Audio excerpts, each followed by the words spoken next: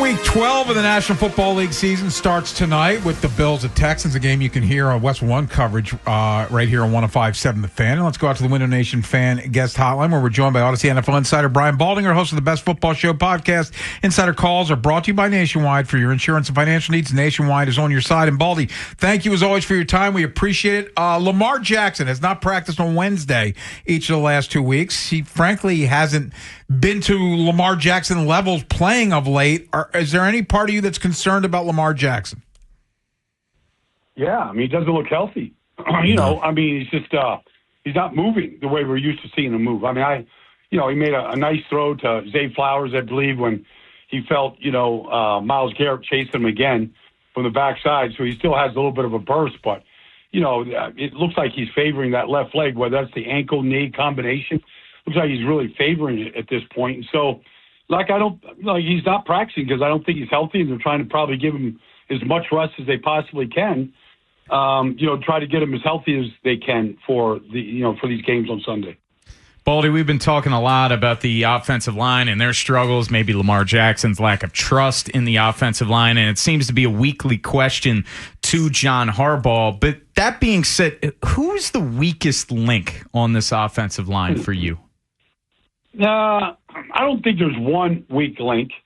They got the big run when they needed the big run because they just lined up, Ricard and the tight ends, and they just double whammed inside to create like a lane for him to go, which was a big run. And, they got the big run from Mark Andrews on just the evolution of their tush-push play. But, they just haven't had a lot of movement up front. But I would say there's one weak link. I mean, Linderbaum has been to the Pro Bowl. He's a good player.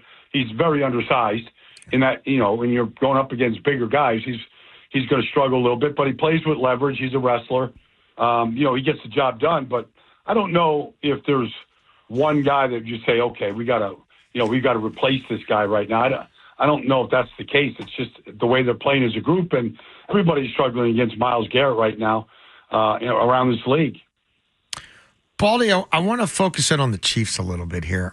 Coming off a bye, I thought they'd find a way to be a point better than Denver, and they weren't. I was doing some digging. I found this interesting. So from the time Mahomes came in the league in 2018 until last year, he was the number one passer in the NFL against the blitz by a country mile. 113.8 rating, 66% completions, 8.4 per attempt, 69 TDs Bone to 11 interceptions.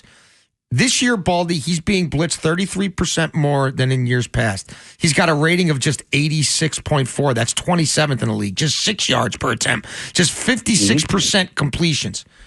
Should he prepare for more of that down the stretch? And also, they're not, even with Rice there, they don't get the big ones to burn you like they used to.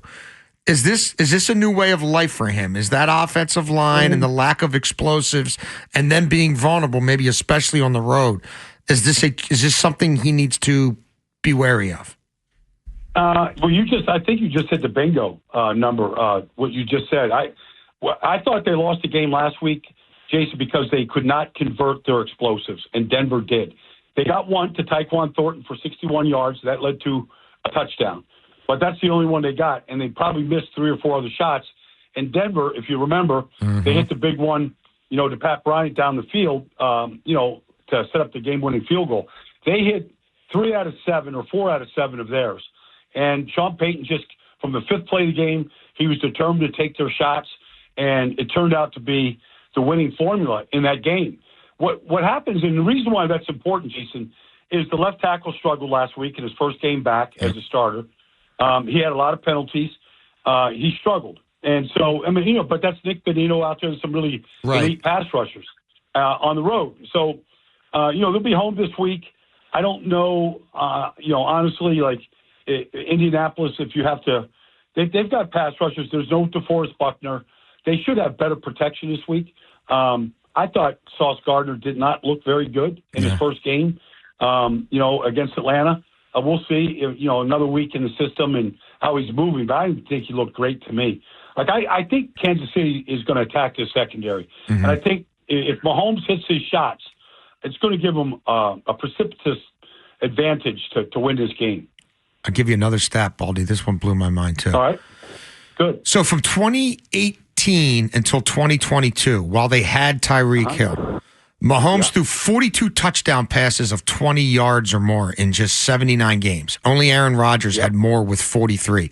Since Tyreek Hill left town, Aiden O'Connell, Will Levis, and Justin Fields all have more passing touchdowns of 20 yards or more than Mahomes. He only has 7 since Hill left. That's 28th in the NFL in that span. Yeah, that's alarming. Now, especially since they've added all this speed to the lineup. I mean, Thornton can run, Xavier Worthy can run, Hollywood can run. They've got the speed. Now, none of those guys are Tyreek Hill in his prime in Kansas City. So, I mean, he was a different beast, to the very end.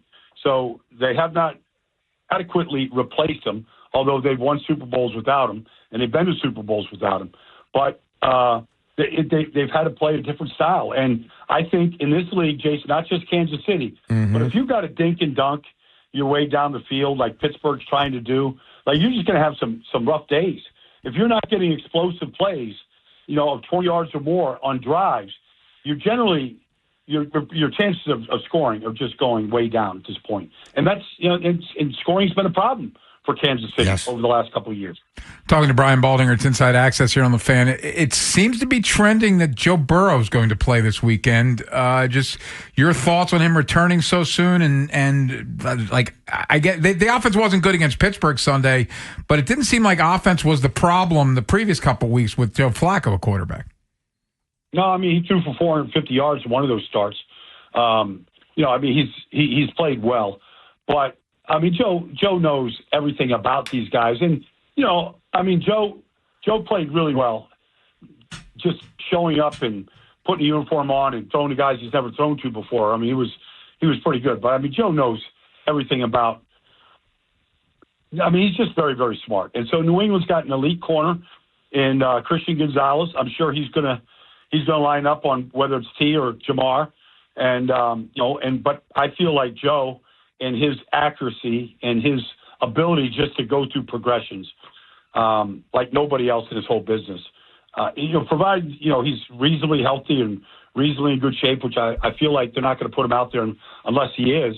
Like, this is going to be a good test for New England because they've been number one in the league against the run. And so, they want to try to balance things up. But if Joe's got to drop back and throw it 45 times, this would be an awfully fun game to go watch because we know Cincinnati's defense isn't good. And we feel like Drake May is probably going to put up 24, 28 points. Can Cincy match that right now? Baldy, I'm not sure how many people thought the Bears would be leading the NFC North heading into Week 12. But with that being said, could they actually win that division? Who do you think wins the North? I think Chicago can win it. They haven't beaten a team with a winning record yet. Now, they entertain Pittsburgh this weekend. It's a big game. We'll see who plays quarterback for Pittsburgh, but they can win it. Detroit has, they're not going to see Philadelphia's defense again like they saw on Sunday night, which completely flummoxed everybody, whether it was Dan Campbell calling plays or Jared Goff. They just dominated that game. You go for it on fourth downs 5 times, and you go 0 for 5. You might want to look in the rearview mirror about some of those decisions against Philadelphia. Other teams, maybe you might attempt that many. But regardless, Chicago is playing, they lead the league in takeaways. That's always a great stat if you're trying to win games. And so, Kevin Byard leads the league in interceptions. He's an excellent zone safety. He's just very crafty, very smart, gets his hands on a lot of footballs, and he did last week. Made a difference in the game. So, they keep taking the ball away at the rate they are, which is 2.2 a game. And you give extra bats to a fairly conservative offense, but an offense that doesn't turn the ball over, where Caleb is improving, where they really are committed to a run game, you can win a lot of games with that formula. And so we'll see. This is a big game with Pittsburgh this weekend, but if they beat Pittsburgh, I would say that they can beat anybody in that division. Baldy, I've convinced myself that the Texans are quite live to win this game tonight. Am I crazy? No, that defense is so good, Jason. Honestly, watching Will Anderson is just a joy. Yeah. That guy plays every snap. Not like the proverbial hair's on fire, but it looks like this might be his last game. He's going to play it and leave it all in the field. He plays every snap like that. But whether it's Stingley or Lassiter or Aziz Al-Shire, like, they play the game. Like, I don't know what, I'm not sure what they get said in the locker room by D'Amico, but they come ready to play. And look, I mean, Tennessee battled like crazy. They did everything they had to win that game last week. The offense isn't very good for Houston, but I think they could give Josh Allen in that offense a lot of trouble tonight. Baldy, thank you as always for your time. Thanks, we buddy. appreciate it. We'll chat next week. Yep. My pleasure, guys. Enjoy it. I'll talk to you. That was Odyssey NFL Insider Brian Baldinger, host of the Best Football Show podcast. Insider Calls brought to you by Nationwide. For your insurance and financial needs, Nationwide is on your side. We'll talk Orioles and what Jacob Calvin-Meyer thought of the Grayson Rodriguez trade at 3:30. But coming up next, we preview that Thursday night football game. It's the league at large next here on The Fan.